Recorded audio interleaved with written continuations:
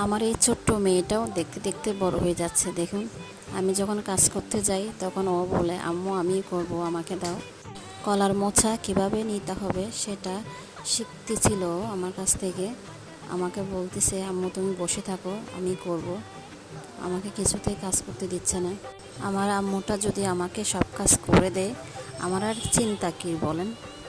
আমি শুধু পায়ের উপর পা রেখে খাবো, আমাকে সব কাজ করে দিবে, তাই না? এরকমটা যদি হতো কতই না ভালো না? ছোটোবেলায় সব বাচ্চারাই এভাবে মায়েদের সাথে সাথে কাজ করে। আমরাও একটা সময় ভাবে আমার আম্মুর সঙ্গে কাজ করতাম হাতে হাতে। ছোটোবেলায় স্মৃতিগুলোই বড়োবেলায় থেকে যায়, যে ছোটোবেলায় কী কী করতাম, এগুলোই মানুষের জীবনে স্মৃতি হয়ে থাকে। যদিও বা আমার মেয়ের মনে থাকে, তাহলে আমাকে বলতেছিল, আম্মু এটা এভাবে করব। হ্যাঁ করো। এভাবেই দেখতে দেখতে মেয়েরা বড় হয়ে যায়, আর একদিন শ্বশুরবাড়িতে চলে যায়। যেভাবে আমি আমার মা বাবাকে ছেড়ে শ্বশুরবাড়িতে চলে আসি। মেয়েদের জীবনটাই বড় অদ্ভুত, তাই না? কখনো বাপের বাড়ি, কখনো শ্বশুরবাড়ি।